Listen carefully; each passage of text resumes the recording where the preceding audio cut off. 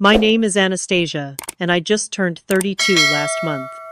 Growing up, I watched my cousin Jackson get handed everything on a silver platter while I worked for every single thing I ever had. New cars, private schools, expensive vacations, designer clothes, you name it. Our different upbringings created a complicated relationship, to say the least. But nothing could have prepared me for what happened at Thanksgiving dinner last year when he accidentally discovered I was worth $10 million. Let me tell you, the meltdown that followed was something for the history books. Before I get into this wild story, drop a comment telling me where you're watching from, and hit that like and subscribe button if you've ever had to deal with entitled family members.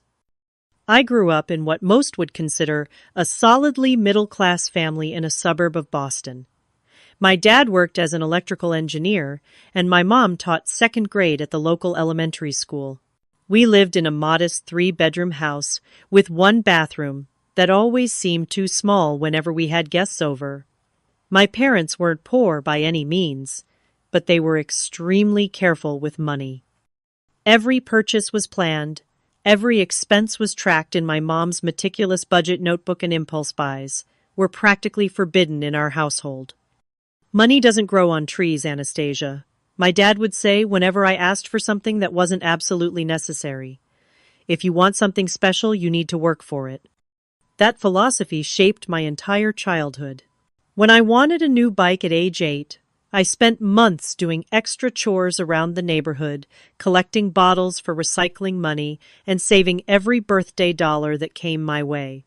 The pride I felt when I finally earned enough for that blue Schwinn with the white basket was indescribable. My parents matched my savings as a reward for my hard work, but I had to earn my half first. Then there was my Uncle Josh and Aunt Melanie. They lived in a sprawling 6-bedroom house in one of the wealthiest neighborhoods in the area, complete with a pool, tennis court, and 3-car garage housing vehicles that cost more than my parents' annual salaries combined. Uncle Josh had inherited a successful manufacturing business from my grandfather and expanded it considerably, making them the wealthy branch of our family tree. Their son Jackson was 2 years older than me, and from the earliest age I can remember, he was the golden child who never had to wait for anything he wanted. While I saved for months to buy a $20 toy, Jackson would casually mention something he liked and find it waiting for him the next day. The contrast between our lives became especially apparent during family gatherings. I still remember Jackson's 10th birthday party vividly. It was held at an indoor water park they had rented out completely for the occasion. When it came time to open presents, he tore through package after package of expensive toys, with barely a pause to appreciate each one. The grand finale was a brand new gaming console that had just been released that week, along with 15 different games. Jackson barely managed a half-hearted thanks before moving on to the next shiny distraction. 3 months earlier, for my 8th birthday, I had received a new backpack for school, some books, and a simple digital watch that I treasured, because I had mentioned wanting one 6 months earlier, and my parents had remembered. The difference in our celebrations wasn't just about money, it was about expectations and gratitude. "Your cousins have different values than we do," my mother explained when I asked why Jackson had so much more than me. "We believe in teaching you the value of things, not just giving them to you." As children, Jackson and I actually got along decently when we were very young. We would play together during family gatherings, building forts in the basement, or swimming in his pool during summer barbecues. But as we grew older, the wealth gap between our families began to create a divide. By the time we were preteens, Jackson had developed an air of superiority that made our interactions increasingly uncomfortable. He started making comments about my clothes, asking why I wore the same jacket 2 Christmases in a row, or why my sneakers had scuff marks. He would proudly show off his latest gadgets, knowing I couldn't afford similar ones. Dad says people who work for other people will never be truly successful, he told me once during a 4th of July gathering when I was 11. He says employees are just helping someone else get rich. I didn't know how to respond to that at the time. My parents both worked for others, and they seemed perfectly happy with their lives. But Jackson's words planted a small seed of doubt that would occasionally resurface when I would see the material differences in our lives. There were moments when the inequality hurt more than others. When my old laptop died while I was working on a school project in 8th grade, I asked my parents if we could get a new one. They explained we would have to wait until the next month when Dad got his bonus. That same weekend, I overheard Aunt Melanie casually mention that they had just bought Jackson his second computer that year because he wanted one with better graphics for gaming. The mixture of emotions I felt was complicated. There was envy, certainly watching Jackson float through life without financial constraints. There was confusion about why life seemed to give some people everything so easily while others had to struggle. But mostly there was a quiet determination growing inside me, a desire to prove that hard work and perseverance could be just as valuable as having things handed to you. Little did I know how dramatically our paths would diverge as we entered our teenage years, or how those early lessons in value would shape the person I would become. High school marked the point where the differences between Jackson's life and mine became impossible to ignore. While I attended the local public high school, Jackson was enrolled in Westfield Academy, an exclusive private school with annual tuition higher than what some colleges charged. His uniform cost more than my entire wardrobe, and he never missed an opportunity to mention the famous alumni who had graduated from his prestigious institution. During my sophomore year, I got my first regular job at a local coffee shop, working weekends and some afternoons after school. The pay wasn't great, but I was saving every penny for college. My parents had been upfront with me since I was young that they would help as much as possible with my education, but scholarships and part-time jobs would need to fill the gaps. Meanwhile, Jackson turned 16 and received a brand new BMW convertible as a birthday present. I still remember the day he drove it to our house, deliberately revving the engine in our driveway to make sure everyone noticed his arrival. "Sweet ride right," he said, tossing the keys from hand to hand as we stood in the driveway. "Dad, let me pick the color and everything. 0 miles when we picked it up yesterday." I nodded politely, while internally calculating that his car cost approximately 5 years of my coffee shop salary. That same week, I had been thrilled to find a pair of jeans I wanted on the clearance rack. "What are you driving these days, Anastasia?" he asked, knowing full well I didn't have a car. "I'm saving up," I replied, trying to maintain my dignity. "Planning to buy something reliable next year after I get my license." He laughed, not unkindly, but with genuine confusion. "Why not just ask your parents? A sweet 16 without a car is kind of sad, don't you think?" That was Jackson's worldview in a nutshell. The concept of not being able to afford something or choosing to save rather than spend was utterly foreign to him. In his mind, the only reason someone wouldn't have something was because they hadn't asked for it yet. During junior year, my aging Honda Civic that I had purchased for $1,500 broke down on the highway. The repair was going to cost $800 money I didn't have readily available since I'd been putting everything toward my college fund.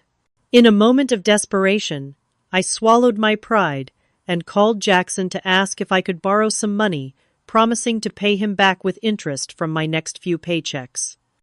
"Sorry, 'cause that's a lot of cash," he said, sounding genuinely regretful, but making no real effort to help. "Have you asked your parents? Or maybe you could get a credit card or something." That evening, my Instagram feed showed Jackson at an expensive restaurant with friends, the caption reading, Impromptu dinner. Why not? The bill visible in the corner of the photo would have covered my car repairs twice over. I ended up picking up extra shifts and borrowing $200 from my best friend Sarah to get my car back on the road. The experience taught me two valuable lessons: never count on financial help from my cousin, and always keep an emergency fund separate from my other savings. Our high school graduation ceremonies fell on different weekends, so our families attended both. My graduation was a simple affair at the football stadium, followed by a backyard barbecue with close friends and family.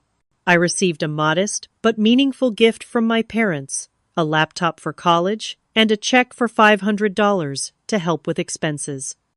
Jackson's graduation was an entirely different experience.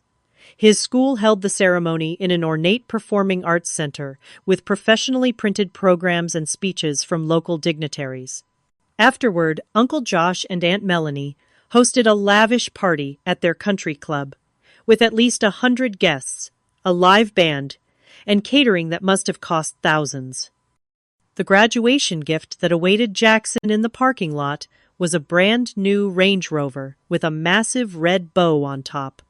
As the crowd of well-dressed guests oohed and ahed, I stood back and observed my cousin's reaction. He seemed pleased, but not particularly surprised or grateful. It was simply what he had come to expect. "You heading to state in the fall, right?" Jackson asked me later that evening, referring to the public university I would be attending. "Yes, I got a partial scholarship," I said, unable to keep a note of pride from my voice. The academic scholarship had been the result of countless late nights studying and maintaining a 4-point GPA. "Cool, cool," he nodded absently. "I'm going to Princeton. Legacy admission, you know how it is." Dad made some calls. I didn't know how it was, actually. My admission to college had been earned through grades, test scores, and carefully crafted application essays, not family connections. But I just smiled politely and congratulated him. As summer faded and fall approached, our paths diverged even further. I worked full-time to save every possible dollar before starting classes, while Jackson's Instagram showed a summer tour of Europe, expensive music festivals, and shopping sprees in preparation for his Ivy League experience. The contrast in our journeys couldn't have been more stark. Jackson was entering adulthood with every advantage money could buy, while I was preparing to work twice as hard for half the result. At least, that's what I believed at the time. I had no way of knowing how differently our stories would unfold. College was both harder and more rewarding than I had anticipated. My partial scholarship covered about 60% of my tuition, leaving me responsible for the remainder, plus housing, books, and living expenses. To make ends meet, I worked as a research assistant in the computer science department during the day and picked up weekend shifts at a local restaurant. The schedule was brutal, often leaving me with just 5 or 6 hours of sleep, but I was determined to graduate without crushing debt. I majored in software engineering, one of the few women in a program dominated by men. The first semester was particularly challenging, with several professors who seemed skeptical of my abilities, and male classmates who either ignored me or tried to explain basic concepts I already understood. There were nights I cried from exhaustion and frustration, questioning if I had chosen the right path. Meanwhile, Jackson's social media documented a very different college experience. His Princeton photos showcased elaborate fraternity parties, weekend trips to New York City, and spring breaks in tropical locations. Every few months, he would change his major, bouncing from economics to political science to art history, apparently without any concern for creating a coherent educational path. "Mom and Dad don't care what I study, as long as I get the Princeton degree," he explained during a rare phone conversation during our sophomore year. "The connections are what matter anyway, not the classes." During my junior year, I had a breakthrough moment that would ultimately change the trajectory of my life, though I didn't recognize its significance at the time.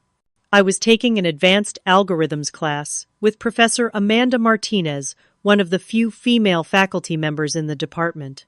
After turning in a particularly creative solution to a complex problem, she asked me to stay after class. "You have a unique way of thinking about system architecture," she said, reviewing my work. "Have you considered where you want to internship next summer?" I admitted that I had been too focused on paying for school to think much about internships, especially since many of the prestigious ones were unpaid, a luxury I couldn't afford. Professor Martinez shook her head. "Let me introduce you to some former students of mine. They started a small tech company 2 years ago, and they're looking for talented interns. It's paid, and if you impress them, it could lead to something more." The following week, I interviewed with Visuatech, a startup focused on creating visualization software for complex datasets. The founding team, 3 recent graduates and a veteran software developer, worked out of a converted warehouse space that had more energy than amenities.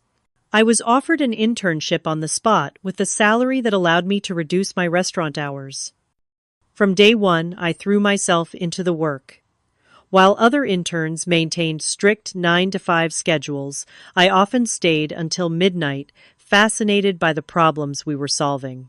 The founding team noticed my dedication and gradually began inviting me to strategy meetings and asking for my input on product decisions. By the end of the summer, the CEO Michael called me into his cluttered office for what I assumed would be a standard end of internship review. "We want you to stay on part-time during the school year," he said without preamble. 20 hours a week flexible around your classes, and we want to offer you something else." He slid a document across the desk. It was an offer of a small equity stake in the company, fractions of a percentage point, but real ownership nonetheless. "You think like an owner, not an employee," Michael explained. "We want to make that official. This could be worth nothing, or it could be worth something someday if we succeed. No pressure either way." I signed the paperwork that day, but told no one in my family about the equity. It seemed too abstract, too much like counting chickens before they hatched. Instead, I simply mentioned that I had a good part-time job in my field, which everyone took as another example of my work ethic. During holiday breaks, I would occasionally see Jackson, who was now sporting designer clothes with European labels and talking incessantly about his network of important connections. He had settled on economics as his major, though he complained constantly about the workload and admitted to paying other students to complete some of his assignments. "College is just a formality," he insisted during one particularly irritating conversation. "Dad already has a position waiting for me at the company after graduation. Executive track from day one." I nodded and changed the subject, keeping my thoughts to myself. While Jackson was coasting through college on his father's reputation and wallet, I was building something from scratch, developing skills and relationships based on my own merit. The contrast between our approaches couldn't have been starker, but I had long since stopped measuring my success against his advantages. As graduation approached, I received a full-time job offer from Visuatech with a modest but fair salary and additional equity options. The company had grown from 8 employees when I started to nearly 30, with a client list that included several Fortune 500 companies. We were still operating on venture funding rather than profit, but the trajectory was promising. I accepted the position, immediately excited to help build something meaningful rather than simply collecting a paycheck. Little did I know that decision would lead to a financial windfall beyond anything I could have imagined and create a seismic shift in my relationship with my entitled cousin. 3 years after graduation, on an otherwise ordinary Tuesday morning, my phone buzzed with a text from Michael, our CEO, all-hands emergency meeting. 10 minutes main conference room. My stomach dropped. In startup culture, emergency meetings usually meant one of two things. Either the company was shutting down or something monumental had happened. Given our recent struggles to secure additional funding, my mind immediately feared the worst. I hurried to the conference room, where tension and confusion filled the air as 30 employees gathered whispering speculations. Michael entered, followed by our executive team, all wearing expressions I couldn't quite read. "I'll cut straight to the point," Michael said, his voice wavering slightly. 30 minutes ago, we signed the final papers. DataCorp has acquired Visuatech for $200 million. The room erupted. People were hugging, crying, high-fiving, calling their families. My mind went blank as I tried to process what this meant. Later that afternoon, after hours of champagne celebration and initial briefings about the transition, I received an email with the equity calculation. As an early employee with accumulated options, my stake amounted to slightly over 5% of the company. The acquisition translated to $10.2 million for me before taxes. I stared at the number on my screen, unable to comprehend that it referred to money that would soon be mine. Just 5 years earlier, I had been working double shifts to afford textbooks. Now, at 27 years old, I was a millionaire many times over. In the days that followed, I met with financial advisors who helped me understand how to manage my newfound wealth. I paid off my student loans, purchased a modest but comfortable condo in a neighborhood I had previously only dreamed of affording, and set aside funds to help my parents with their eventual retirement. Beyond these practical steps, I made few immediate changes to my lifestyle. What I didn't do was tell anyone about my windfall, with the exception of my parents. After careful consideration, we agreed to keep the exact amount private, even from extended family. I continued working at the newly acquired company, accepting a leadership role in the integration team with a comfortable but not ostentatious salary that wouldn't raise eyebrows. "There's no reason everyone needs to know your financial situation," my father advised. "Money changes how people see you sometimes, in ways you wouldn't expect." His words proved prescient, though not in the way either of us anticipated. Around the same time, Jackson had graduated from Princeton with mediocre grades, but an impressive list of social connections. Despite the advantages of his education and family name, he struggled to find meaningful employment. After several half-hearted attempts at entry-level positions that he quit within months, declaring them beneath his potential, he eventually landed at his father's company in an ambiguous role with the title Strategic Development Associate. From what I gathered through family gossip, the position involved little actual responsibility, but came with a generous salary, a company car, and an expense account that Jackson utilized extensively. Uncle Josh apparently hoped his son would gradually grow into a legitimate role within the business, but evidence of such growth remained elusive. During a rare phone conversation with Aunt Melanie, she expressed frustration that bordered on embarrassment regarding Jackson's professional trajectory. "We've given him every advantage," she lamented, "the best schools connections opportunities. I don't understand why he's struggling to find his path when other young people seem to manage just fine." There was a pointed quality to her comment that suggested a comparison to me, though she didn't mention me by name. It took considerable restraint not to point out that perhaps those advantages had actually disadvantaged Jackson in developing the resilience and work ethic necessary for genuine achievement. Instead, I murmured sympathetic noises and changed the subject. Over the years, I had learned that discussing the differences in our upbringings or values only led to tension. Aunt Melanie and Uncle Josh remained firmly convinced that their parenting approach had been superior, despite mounting evidence to the contrary. As the years passed, my investment portfolio grew under careful management, while my career advanced through genuine accomplishment rather than nepotism. I found the work engaging and the compensation more than adequate, with the added satisfaction of knowing my bank account held a cushion most people could scarcely imagine. The most significant change in my life wasn't material, but psychological. The financial security allowed me to make decisions based on what truly mattered to me rather than economic necessity.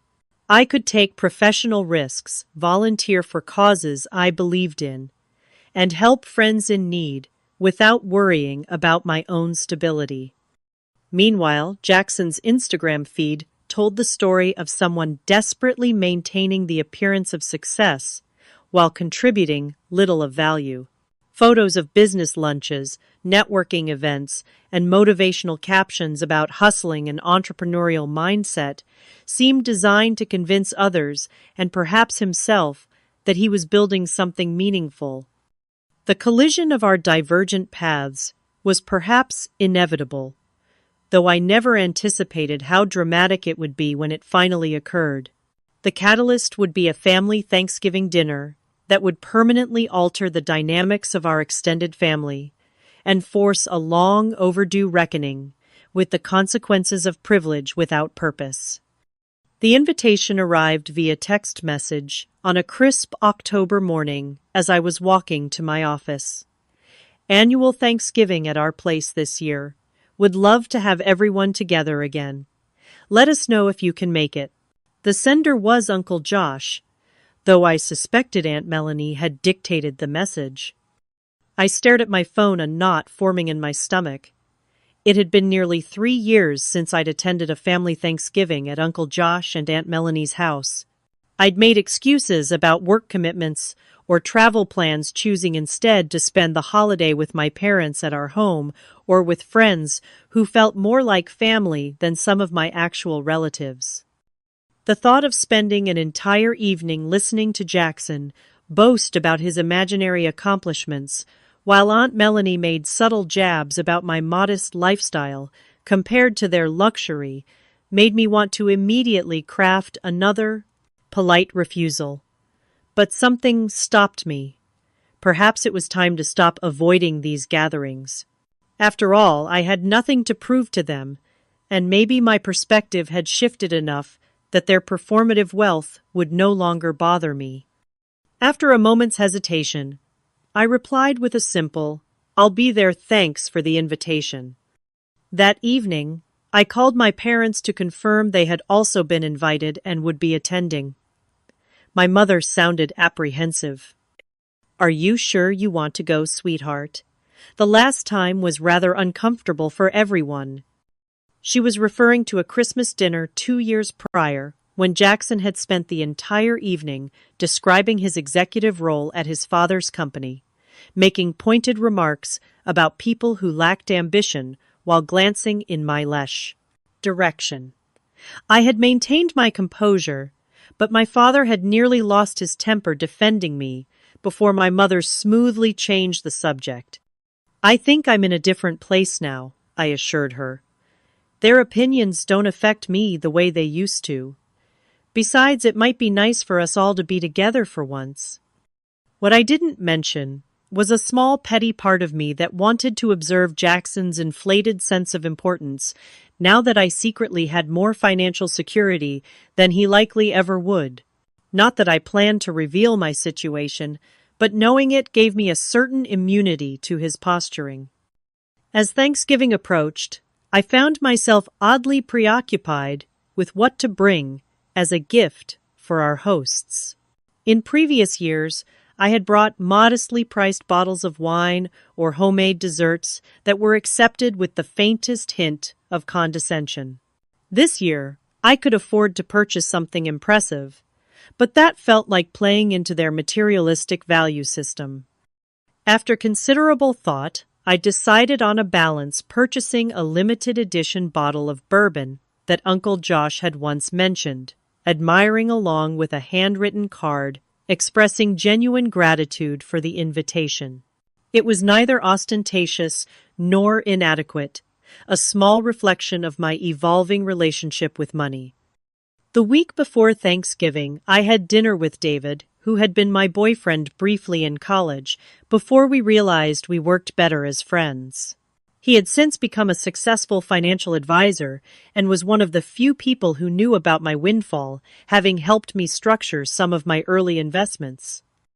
"So you're voluntarily going to spend Thanksgiving with the people who have been condescending to you your entire life?" he asked incredulously after I mentioned my plans.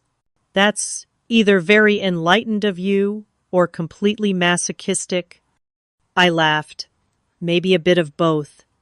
I just feel like I've been avoiding them for years, and maybe it's time to stop giving them that power. Besides, my parents will be there, and they shouldn't have to navigate those dynamics without me." David nodded thoughtfully. "Just promise me one thing.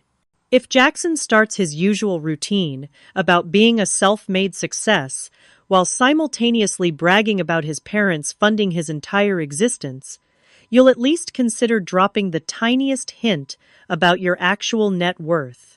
The look on his face would be worth the family drama." "That's exactly what I'm not going to do," I insisted, though I couldn't help smiling at the image. "The whole point is that I don't need external validation anymore, especially not from people whose values I don't share." "Very mature," David conceded. "But my offer stands if you change your mind. I'd even be willing to crash Thanksgiving dessert as your fake financial advisor with an urgent matter regarding your 8-figure portfolio if you give me the signal." On Thanksgiving morning, I woke early and spent extra time getting ready, selecting a simple but elegant outfit that projected quiet confidence without obvious designer labels. The contradiction wasn't lost on me, caring about my appearance for people I claimed not to need approval from, but I rationalized it as armor rather than appeasement. The drive to Uncle Josh and Aunt Melanie's suburban mansion took 45 minutes each mile, increasing the tension I felt despite my best efforts at mindfulness. Their house looked exactly as I remembered, imposing and perfectly maintained, with professionally installed holiday decorations and a circular driveway now filled with luxury vehicles, including what I assumed was Jackson's latest acquisition, a gleaming black Tesla. Taking a deep breath, I gathered the bourbon, a bouquet of flowers, and my resolve before walking to the front door. Before I could ring the bell, the door swung open to reveal Aunt Melanie, impeccably dressed and coiffed as always. "Anastasia, darling, you made it!" she exclaimed, with manufactured enthusiasm, air kissing both my cheeks. "It's been far too long. Come in, come in! Everyone's in the great room." I followed her through the marble-floored foyer into the expansive living area where various family members were gathered. My parents spotted me immediately, my father raising his glass in greeting, while my mother disengaged from a conversation to come embrace me. And then there was Jackson, holding court near the fireplace, gesturing expansively as he spoke to our younger cousins.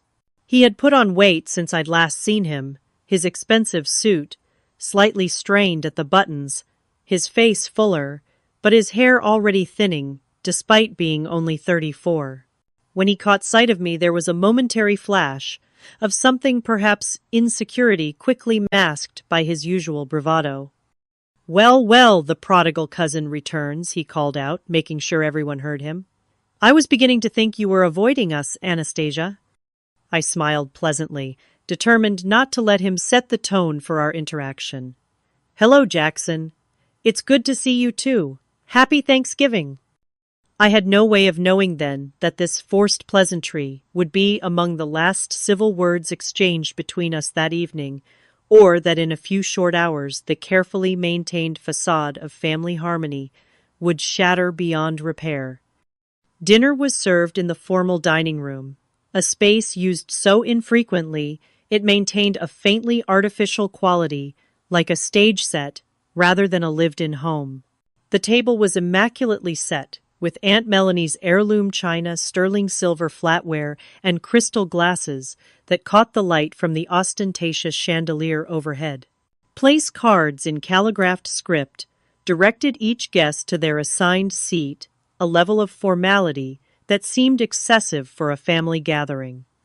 I found myself seated between my mother and Uncle Josh's sister Margaret, with Jackson directly across from me, a positioning that felt deliberately orchestrated to maximize opportunity for comparison.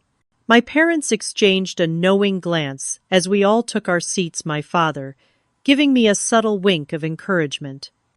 The initial conversation flowed pleasantly enough, as dishes were passed and wine was poured. We covered safe topics, like the unusually mild weather recent films worth seeing, and mild family gossip about cousins who hadn't been able to attend. I began to think perhaps I had overestimated the potential for discomfort that we might actually enjoy a peaceful holiday meal together. That illusion was shattered when Uncle Josh raised his glass in an impromptu toast. Before we officially begin, I'd like to recognize some exciting developments. As many of you know, Jackson has recently been promoted to Director of Strategic Initiatives at J&M Manufacturing. A murmur of congratulations circled the table. I maintained my polite smile, though I knew from industry contacts that Director of Strategic Initiatives was precisely the sort of vague title created for people with connections rather than qualifications. Furthermore, Uncle Josh continued, he's spearheading our expansion into the Asian market with a new product line he conceptualized himself. Jackson beamed with self-satisfaction, nodding graciously at the admiring comments from relatives who didn't know enough to question these claims.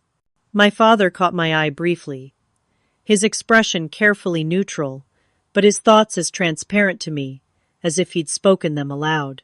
We both knew that J&M Manufacturing had been attempting to enter the Asian market for years without success, and that any new initiative was likely the work of the actual executive team rather than Josh's son. Anastasia, Aunt Melanie, turned to me with exaggerated interest. How are things at your little tech company still enjoying the 9-to-5 world? Before I could respond, Jackson interjected. Don't be modest, Aunt Melanie. I'm sure Anastasia's role is very important. What was the title again, Cousin Senior Developer Project Coordinator? I'm the integration team lead, I replied evenly. After our acquisition, I've been managing how our technology is implemented within the parent company's existing systems. Acquisition. Uncle Josh perked up business interest, momentarily overriding family politics. I hadn't heard about that. Who bought your startup? DataCorp acquired us last year, I said, deliberately downplaying the significance. It's been a positive transition overall. Jackson's expression flickered briefly, recognition of DataCorp's industry standing registering before he regained his composure. Well, that must be nice, having a stable corporate parent. Much less stressful than real entrepreneurship, I imagine. I chose not to point out that he had never entrepreneured anything in his life, instead taking a bite of turkey and complimenting Aunt Melanie on the meal. The conversation shifted to other topics as we progressed through multiple courses, each more elaborate than necessary.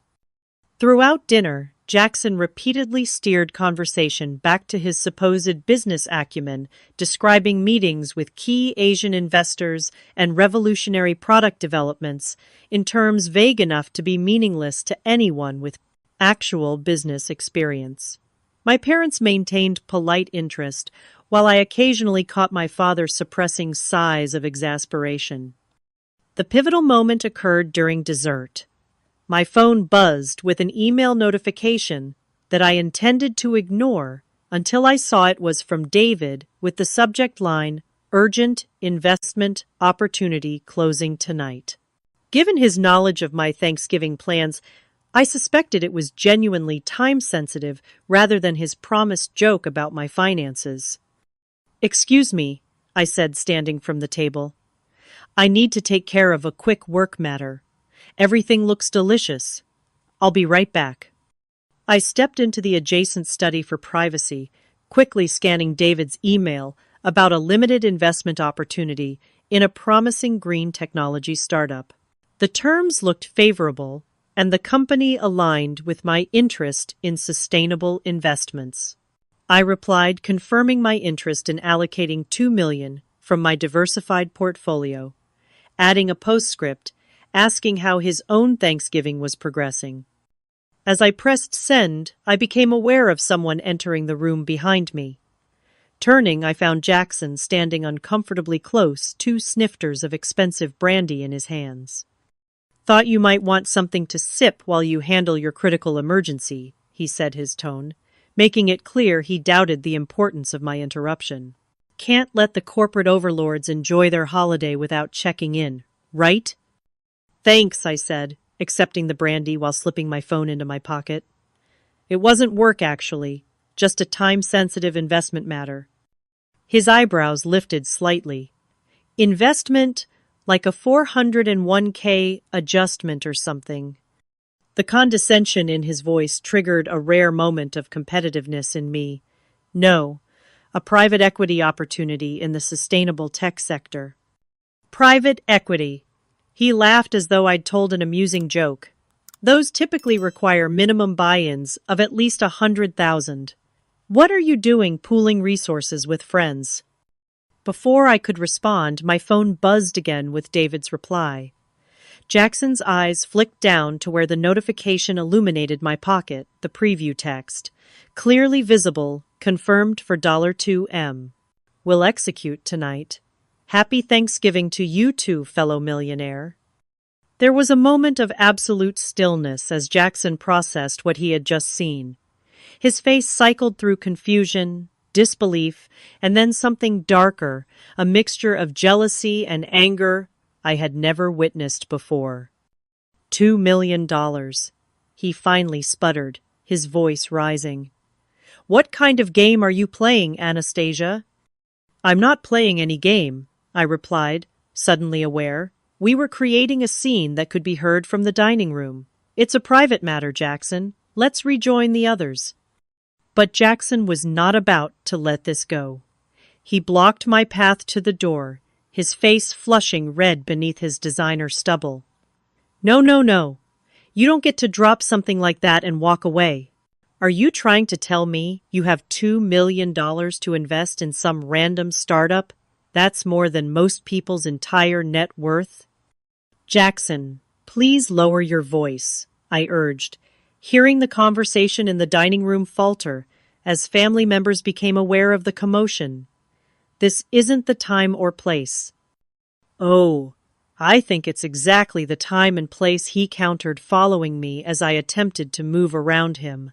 "All these years, looking down on my family, judging our lifestyle, acting so superior with your work ethic and modest living, and meanwhile, you're what secretly rich. Is this some kind of trust fund you've been hiding?"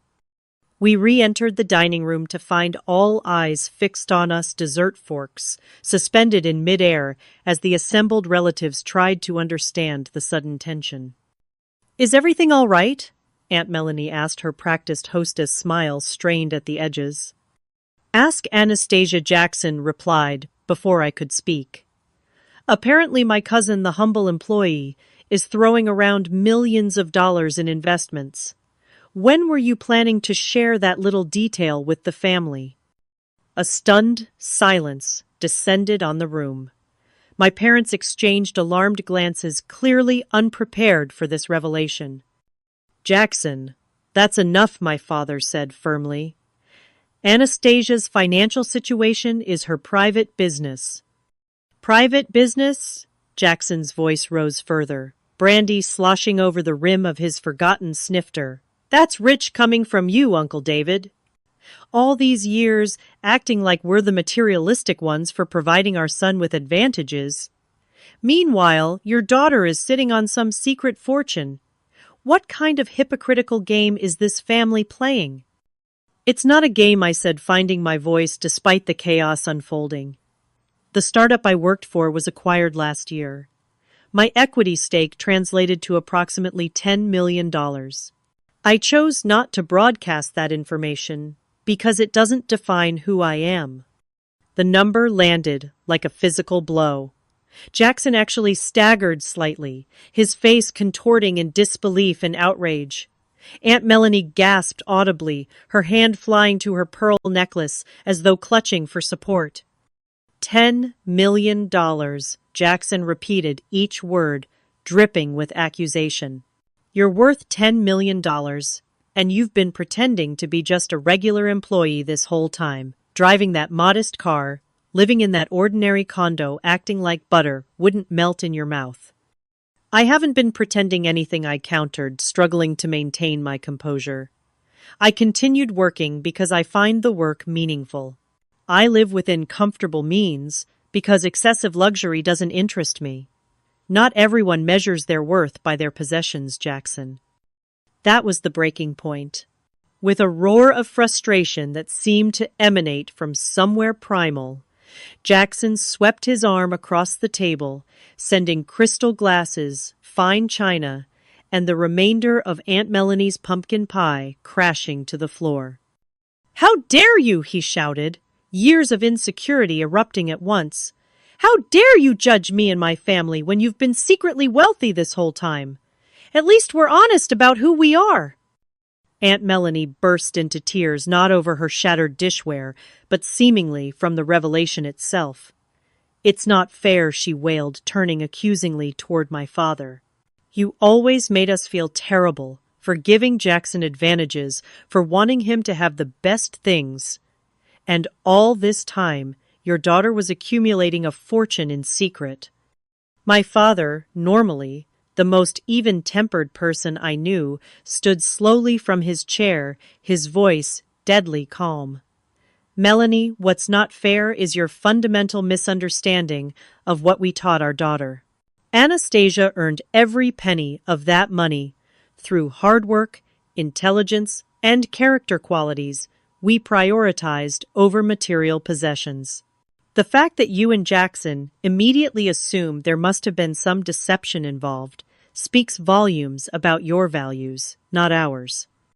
The room fell silent, except for Aunt Melanie's continued sobbing and the sound of Jackson's ragged breathing as he glared at me with undisguised hostility. "I have worked for everything I have," I said quietly, addressing not just Jackson, but the entire stunned family. "Every opportunity, every achievement, every dollar. No one handed me anything. For years I've listened to you belittle my choices, imply that I lacked ambition or success because I didn't flaunt wealth or status. I never corrected those assumptions because I don't measure my worth by your standards. And I'm not going to start now." I picked up my purse and coat, suddenly exhausted by the entire charade. "Thank you for dinner. I think it's best if I leave now."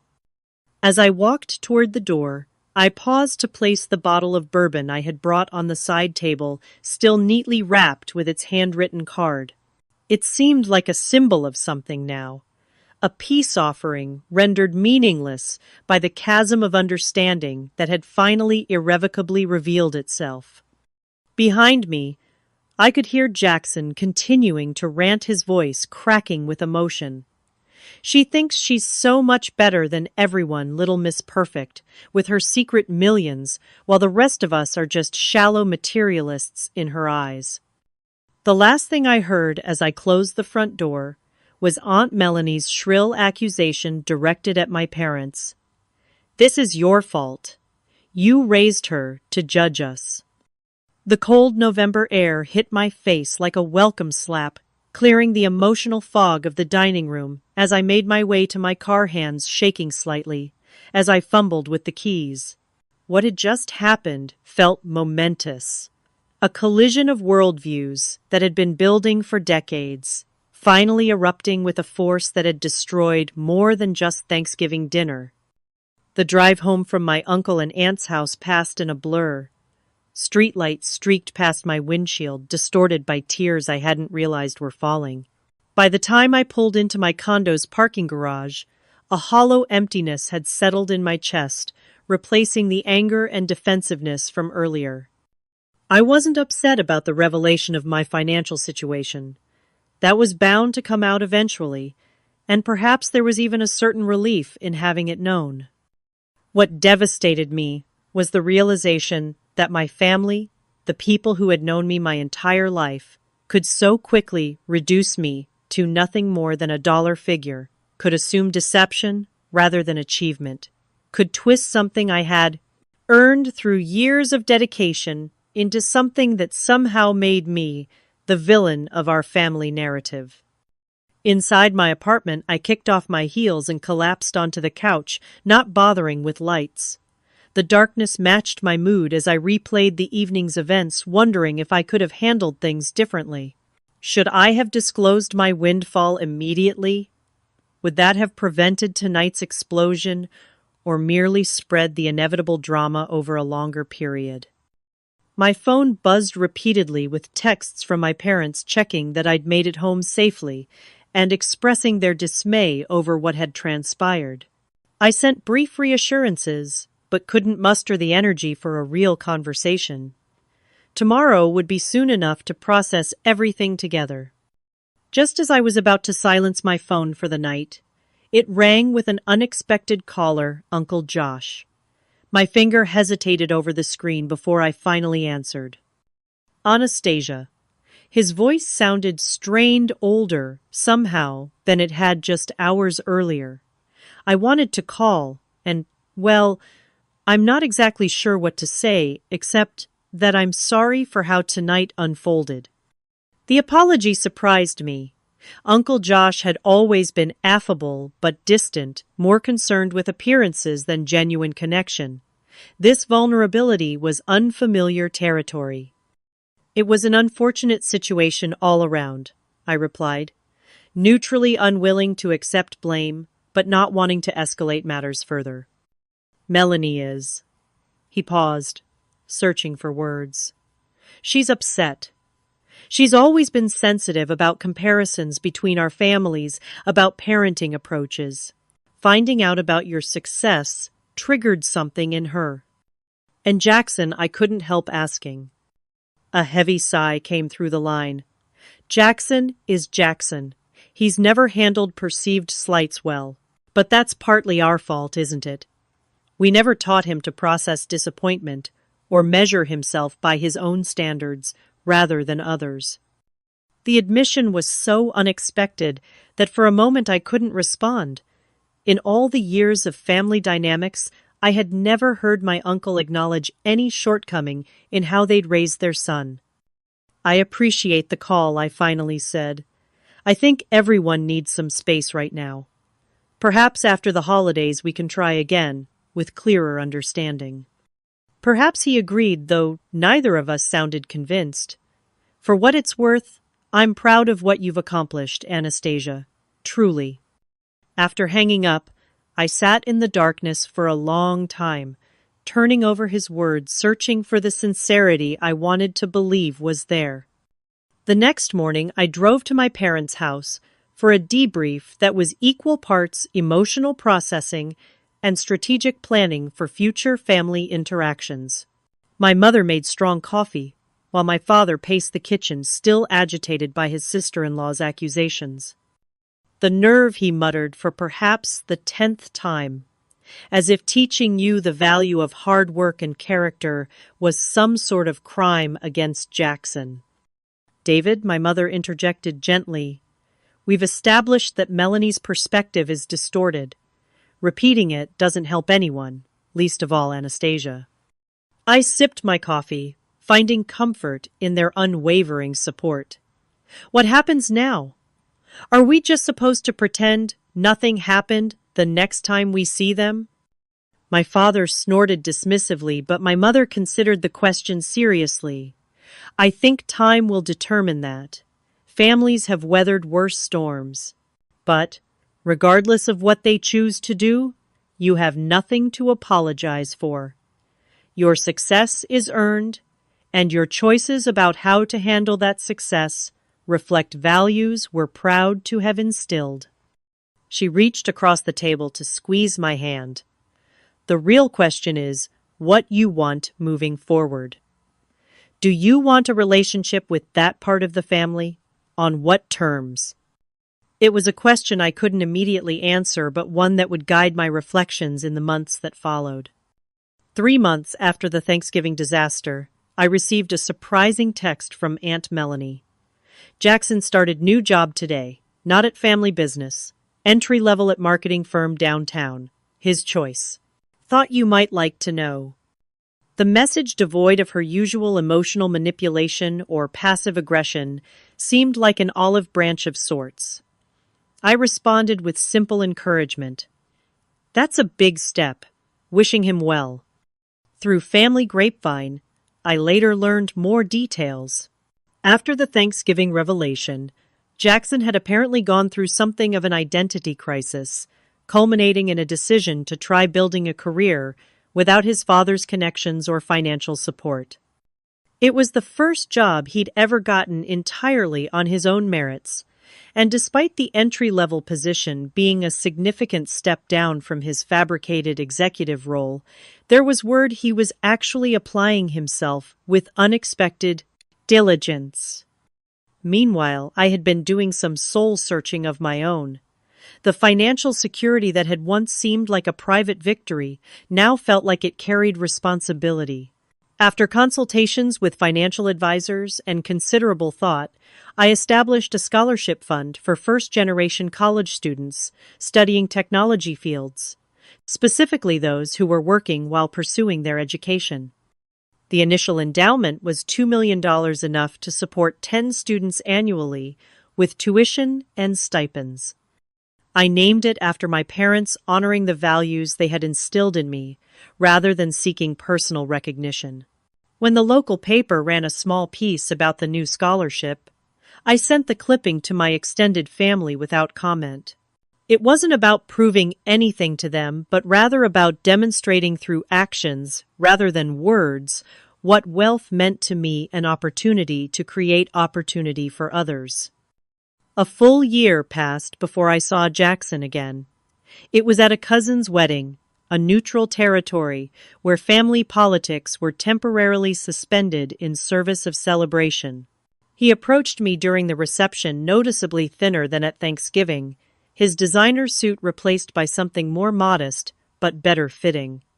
"Hey," he said awkwardly, extending his hand. "It's been a while." I shook it, searching his face for signs of the hostility that had defined our last encounter. Instead, I found something unexpected: humility. "I hear you've been making changes," I offered, giving him an opening. He nodded, glancing down at his seltzer water, rather than the champagne others carried. "Turns out starting over is harder than starting from scratch. Who knew?" "Everyone who's ever had to do it," I replied, but without malice. A ghost of a smile touched his lips. "Fair enough. Listen, I'm not good at this kind of thing, but I owe you an apology. What I said at Thanksgiving, how I behaved, it wasn't about you. It was never really about you." "I know," I said simply. "The scholarship thing," he continued, that was really something. Mom showed me the article. It made me think about what I would do if I suddenly had that kind of money.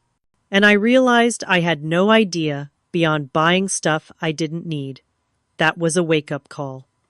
We talked for nearly an hour, not about money or success or the past, but about the challenges of figuring out who you are when all the external markers you've relied on are stripped away.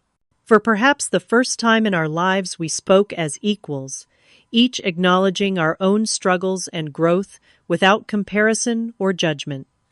As the years have passed, my relationship with wealth has evolved. I've learned that money itself is neutral, neither inherently corrupting nor ennobling. What matters is the relationship we choose to have with it, the values that guide our decisions about earning, spending, saving, and sharing. The jealousy I once felt watching Jackson get handed everything now seems like wasted energy. In truth, I was given something far more valuable than material advantages. I was given the chance to discover my own strength, to build confidence, through achievement rather than acquisition, to find satisfaction in effort rather than entitlement. And Jackson. He's still figuring things out, still untangling the complicated legacy of privilege without purpose. We're not close, but there's a mutual respect that was impossible before. Sometimes, the greatest gifts require the most painful unwrapping. The $10 million changed my life, but not in the ways most people might expect. The true freedom it provided wasn't freedom from work or worry, but freedom from external validation, from the need to prove my worth through possessions or titles, or the approval of others who measure success by different standards. True wealth, I've discovered, isn't about what you have, but what you value. It's about building a life aligned with your deepest principles rather than others' expectations. It's about recognizing that being handed everything often means developing nothing within yourself, while earning your way means becoming someone who can never be diminished by circumstance or others' opinions. If you've ever felt like the underdog in your family, or watched others get handed opportunities you had to fight for, remember that the struggles that seem unfair are often the very experiences developing your most valuable qualities. The things we work hardest for become the foundations we can never lose. What are your thoughts on entitlement versus earning your way? Have you experienced similar family dynamics? Drop a comment below, and if this story resonated with you, please like, subscribe, and share with someone who might need this perspective today. Thank you for listening to my journey, and remember that your worth is never determined by your net worth, but by the character you build along the way.